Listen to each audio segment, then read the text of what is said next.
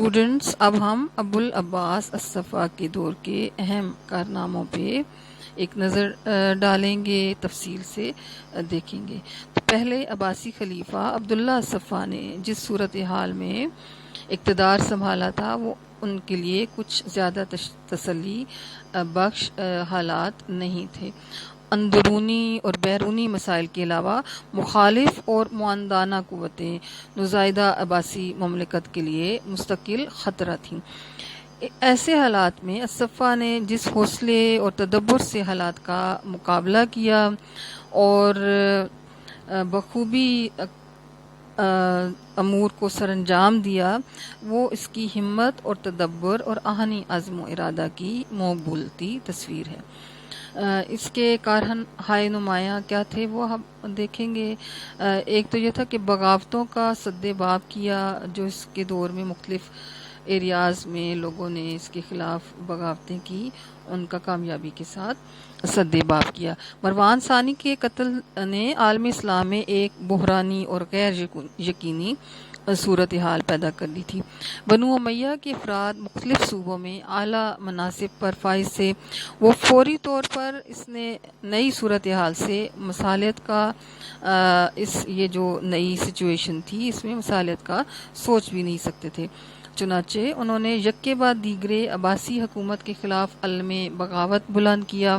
ملک بھر میں ایک کونے سے لے کر دوسرے کونے تک بغاوتوں نے عباسی خلافت کو ہلا کر رکھ دیا، اور صفا نے ان تمام بغاوتوں کا نہایت پامردی اور چابک دستی سے کام لے کر ان کو کچل دیا اور امن و امان قائم کرنے میں کامیاب ہوا، جس کی بدولت ملک میں استحکام اور ترقی کی راہیں کھل گئیں۔ اس کے علاوہ بہت سارے نئے جو ایریاز سے وہ ریاست کا حصہ بنے، فتوحات ہوئیں بہت ساری، تو اندرونی سازشوں اور بغاوتوں کا کلا کما کرنے کے ساتھ ساتھ صفا نے فتوحات کا عمل شروع کر کے نوزائیدہ عباسی سلطنت کو سمیٹنے اور شکست و ریخت کے عمل سے محفوظ کر لیا۔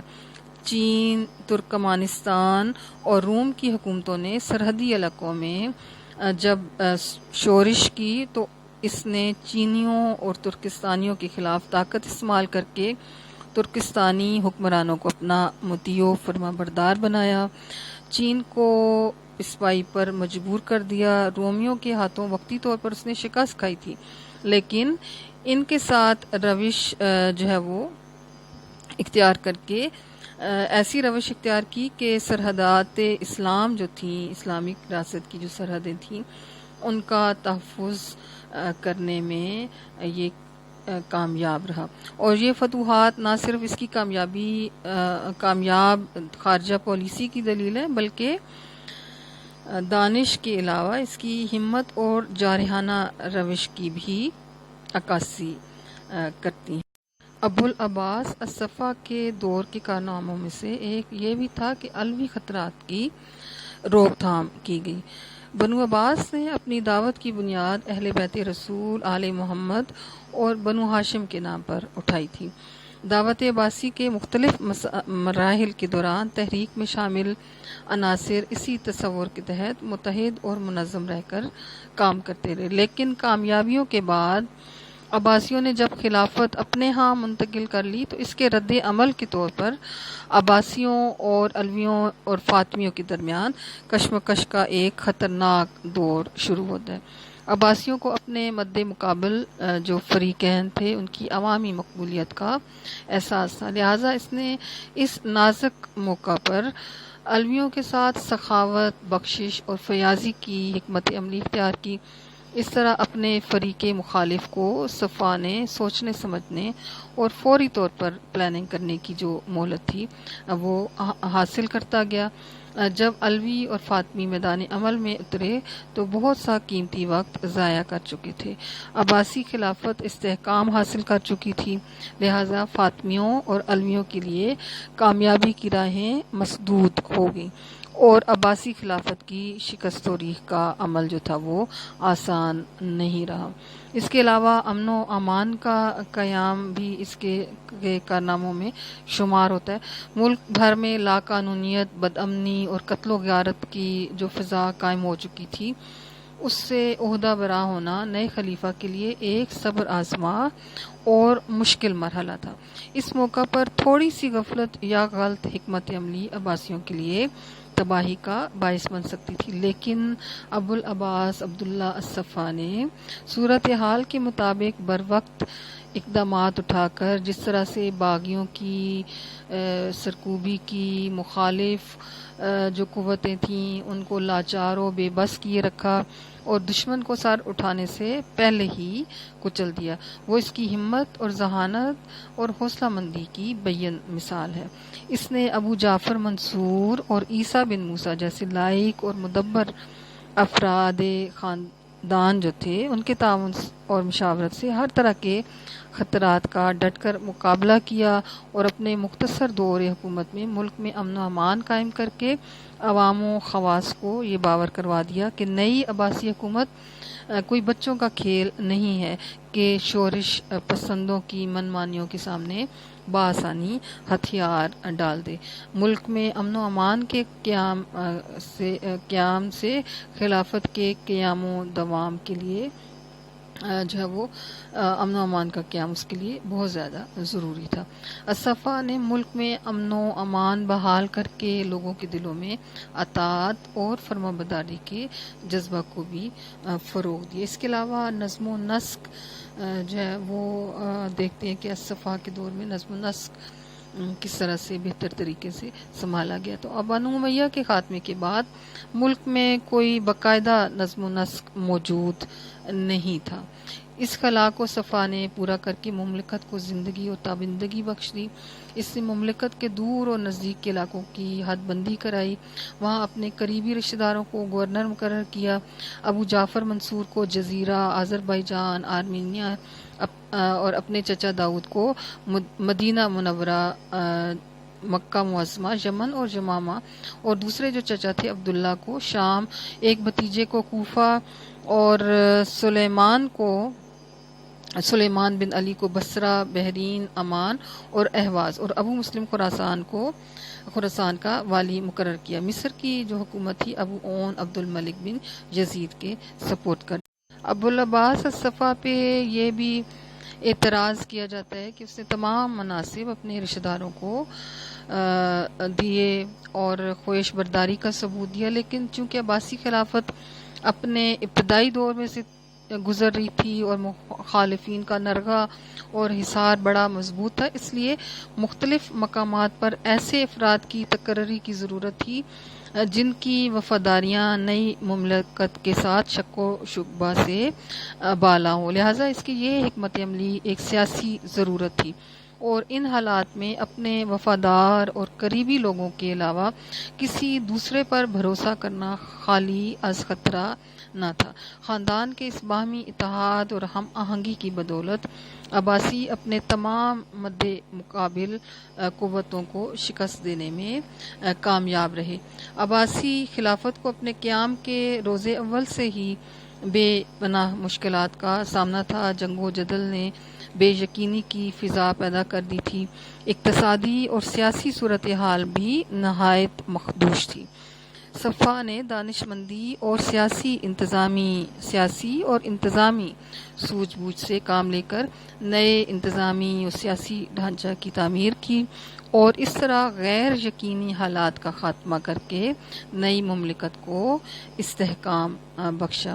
اس کے علاوہ ایک اور جو کارنامہ ہے وہ منصب وزارت کا آغاز، یہ ہم پہلے بھی اس کا ذکر کر چکے ہیں۔ عبداللہ الصفا نے حکومت کی تشکیل نو کے بعد نظام حکومت میں وزارت کا منصب قائم کیا، اور یہ عہدہ ایرانیوں کی سابقہ مجوسی حکومتوں کے عہد میں بڑی اہمیت کا حامل تھا۔ عباسی دور میں سب سے پہلا شخص جسے اس اہم عہدہ پر فائز کیا گیا وہ ابو سلمہ خلال تھا۔ یہ شخص کوفہ کا رہنے والا تھا، اپنے علم و فضل اور فیاضی کی بنا پر لوگوں میں بڑا مقبول تھا۔ یہ بھی عباسی دائی تھا، لیکن اس کی جو دلی ہمدردیاں تھیں وہ اہل بیت نبوی کے ساتھ تھیں۔ جب صفا کوفہ کے دارالامارات میں آیا تو ابو سلمہ خلال نے اسی وجہ سے صفا کی بیعت کرنے میں تاخیر کی، جس کی وجہ سے صفا کے دل میں اس کے بارے میں گرا پڑ گئی تھی۔ ایسے میں جب کوئی فاطمی یا علوی آگے نہ بڑھا تو اسی کو بیعت کرنے جو ہے وہ پڑی، لیکن صفا نے اسے ابو مسلم کے ذریعے بالآخر قتل کروا دیا، وہ ہاشمیہ میں ہی دفن ہوا۔ ابو سلمہ خلال کے بعد خالد برمکی کو قلمدان وزارت سونپا گیا اور اس کا دادا برمک بلخ کے آتش کدہ نوبہار کا متولی تھا۔ اس کی اولاد نے اسلام قبول کر لیا۔ خالد اسی برمکی کی اولاد تھا اور اسلام لانے کے بعد یہ خاندان اپنی علمی فضیلت اور فیاضیوں کی بنا پر لوگوں میں کافی مقبول رہا۔ برمک خاندان نے بھی عباسیوں کی کامیابی میں بڑا اہم کردار ادا کیا ہے۔ اس وجہ سے خالد کو یہ نیا منصب تفویض کیا گیا تھا۔ وزیر کے علاوہ حاجب کا عہدہ بھی نئے سرے سے منظم کیا گیا، جسے بعد کے ادوار میں بعض دفعہ وزیر پر فوقیت حاصل رہی۔ ابو العباس عبداللہ کا ایک اور جو کارنامہ ہے وہ دارالخلافہ ہاشمیہ کی تعمیر ہے۔ اموی دارالحکومت دمشق میں اپنی ساری خوبیوں اور موزونیت کے باوجود عباسیوں کے لیے مناسب اور قابل قبول نہیں تھا، لہذا پہلے عباسی خلیفہ نے دارالخلافہ شام کی بجائے عراق منتقل کرنا چاہا۔ کوفہ کو نئے دارالخلافہ کی حیثیت سے 750 AD میں چنا گیا تھا، لیکن کوفیوں کی متلون مزاجی اور شورش پسندی کے پیش نظر اس کی بجائے عراق کے ایک اور قصبہ انبار کے قریب ایک نئے شہر ہاشمیہ کی تعمیر کا آغاز کر کے الصفا نے اپنے اس کو اپنا دارالخلافہ بنایا۔ آہستہ آہستہ تمام جو درباری اور حکومتی دفاتر تھے وہاں پہ منتقل کر دیے گئے۔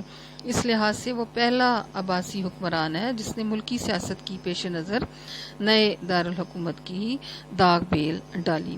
اس کے علاوہ ایک اور جو کارنامہ اس کا وہ کامیاب خارجہ پالیسی ہے۔ پہلے عباسی خلیفہ عبداللہ الصفا کی خارجہ پالیسی، فورن پالیسی، جو کسی جارحیت اور مصالحت کا حسین امتزاج تھی۔